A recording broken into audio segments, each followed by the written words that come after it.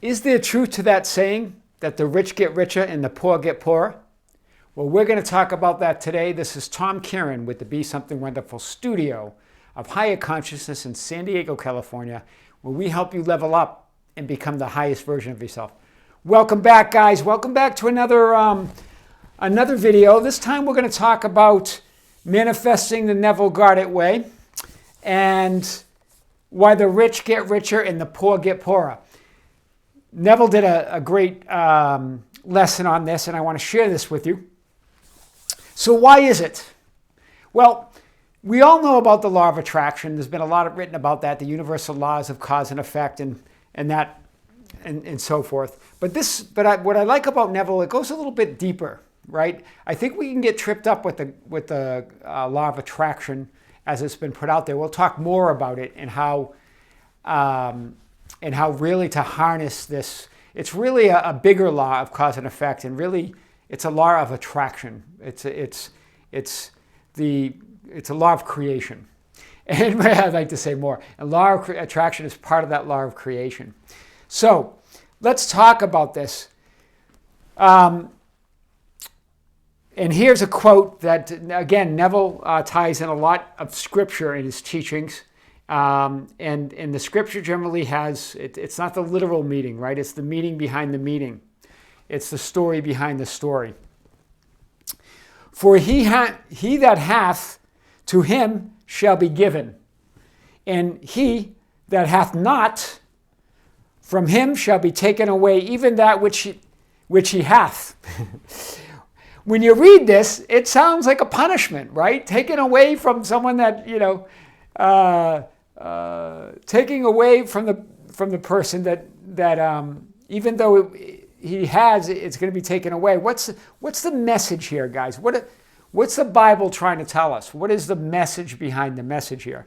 Well, the hath, we've got to define that. What are we talking about here? It's that which you are aware of being, right? That's the hath. It's not material things. We're not talking about wealth here, although it could be. It could be a state of being. It could be the state of being that attracts wealth. We're not talking about relationships, but it could be the state of being that attracts relationships.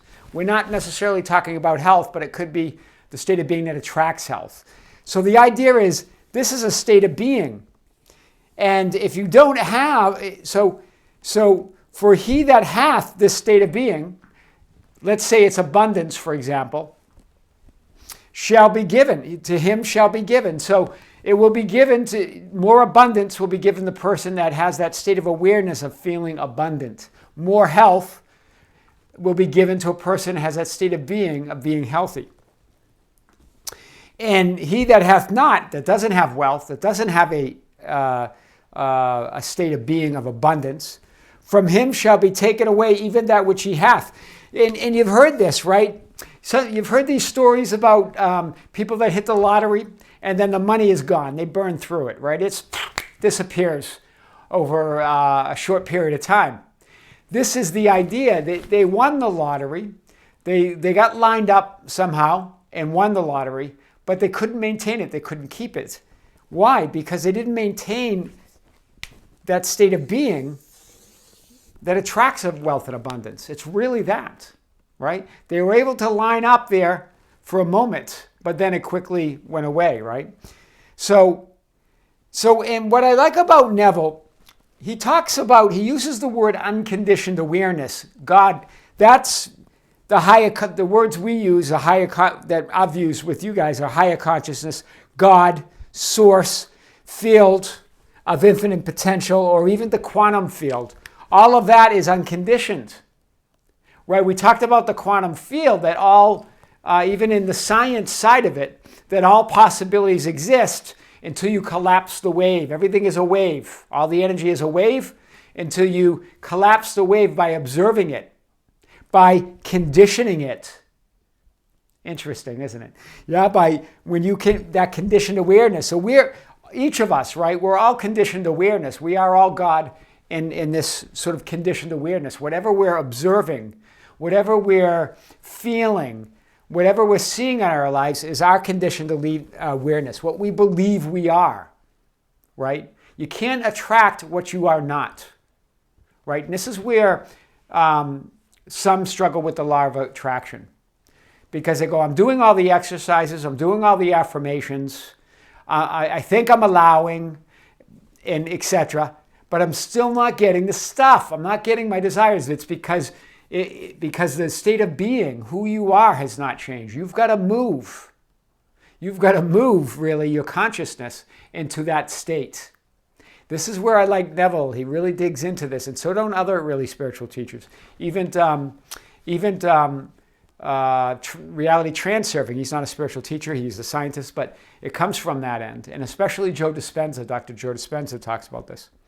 So, you got this idea that the have-nots want to take from the haves, right? And I think several spiritual teachers use this idea that even if you split all the wealth up in the world and split it equally, it's still going to, in a short period of time, the wealth is going to move to the people that are carrying that state of awareness, that state of being. It's going to go to the haves, not the have-nots. Why? The have-nots is not because they have no money, although that's an effect of what's going on. The cause is because they're not aware of being abundant. They don't have that. They have not captured that state of awareness, right? They haven't. That there's unconditioned awareness, and then we condition it according to who we are. This is big, guys, today. This is a big lesson. I also like Neville because we talked about the mirror principles, which we'll continue to talk about. I think we're on the fourth one with reality transurfing. But even Neville talks about it. The world is the mirror magnifying all that I am conscious of being. He's saying the same thing as reality transurfing, as Dr. Joe Dispenza, and I could go on and on with the teachers, right? You can't be more than what you're being unless you line up, unless you move from that. You can be more than what you're being, but you can't attract more than what you're being. You can attract more than who you are. So you've got to move that. You've got to move to an abundant state. How do we do it? I talked a few things, and we're going to get into a lesson where we're going to go over some of his techniques.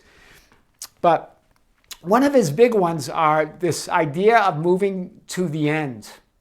So moving to the end of what you want, the wish fulfilled, feeling the wish has already been filled, feeling that it's already been received, what you want. And the concept, guys, is that if you go to the end, the means then have to happen. The means then will have to justify that end, right? If you are that end, then the means will show itself through that consciousness. It's amazing, right? It has to happen. That's law, right? If you're feeling from the end, if you're thinking from your desire, not of your desire, if you're thinking of your wish fulfilled, and when he talks about going into prayer not in the sense of petitioning God, we talked about this before, but rather thanking God for what you've already received, even though you don't have it physically in your hands. It's thanking God ahead of time. Neil Donald Walsh talked about this as well. We'll talk more about this, but this idea of wishes fulfilled, this idea of thinking of feeling from the end, and then the means will come together. The means will come to justify that end. It has to. It's law. If you feel that way. And guys, it's what happens is we give up. We start doubting after maybe an hour, a few days. It depends how long. And we're all over the place, right? We keep, quote, changing our mind, right? And what I mean by that, a little pun intended there, but you've got to stay in that mind, that consciousness of being abundant, of being loving if you want a lover, of being healthy and vibrant if you want to recover from an illness. Right? You cannot look at an illness and cure an illness that way. You're just going to attract more illness. You've got to look at the health. You've got to look at yourself as healthy, right? And then from that end point, the means will come and take care of itself. This is the Neville Goddard way. He's really powerful. We'll talk more about it. I wanted to get this lesson in. I wanted to do some pre-paving here and set the tone for what we're going to move into with Neville's teachings, it's endless, right? There's so many ways to look at it. But we're going to look at this wishes fulfilled. We're going to look at the prayer. I mean, he always says that the control of the mind is the highest achievement, right? And meaning, and not that not from the standpoint of controlling things, right? Because you can't really control anything. But the idea of conditioning this unconditioned awareness to what the life you want to live. Right? We condition this awareness normally to the things that we don't want. We've talked about this. Where our heart and mind lines up on the negative side. We have a bent toward negativity. We have a bent towards doubting ourselves. We have a bent towards unworthiness. We're going to turn that around. We've got to flip the script on that and have a bent on worthiness, have a bent on our divinity, have a bent on our blessedness. Right? We're blessed. Right? But we need some things to hang our hat on. We need some methods, right? And we're going to talk about those. But this idea of, he likes to talk about a state akin to sleep, but it's just before you fall asleep, right? His message is never fall asleep on a negative tone or not thinking of your wish fulfilled. Because then when you fall asleep, that's when you go into the subconscious. That's when you really travel through that alternative space, as what Vadim calls it, or that metaphysical when you're in a dream state, right? So he taught it's just before you doze off. You get in sort of a relaxed state. It's almost really a meditative state. Meditation would help. We'll talk about meditation methods, but. Also, guys, but even when during the day, you've got to, you can be consciously aware and know, when events and things happen and cross your path, this is your opportunity to decide your relationship to those events. Yeah, that's big. That's big, right? We can only control our relationship to it, right? To those events. Right? And don't forget, you're designing your life layer, but your life layer is going to intersect with other life layers, right? And who you intersect with and so forth really depends on your state of awareness or your state of being. We'll talk more about this. It's manifesting the Neville Goddard way. Powerful stuff. We've got a lot more. This is Tom Karen with the Be Something Wonderful studio of Higher Consciousness in San Diego, California, where we help you level up and become the best and highest version of yourself. Guys, don't forget to hit the subscription button. It's a picture of me, a caricature with a headset. Hit the notification bell so you never miss a video. And like the videos and comment. That's how we get our message out. Yeah. Until next time, this is Tom with Be Something Wonderful. See you soon.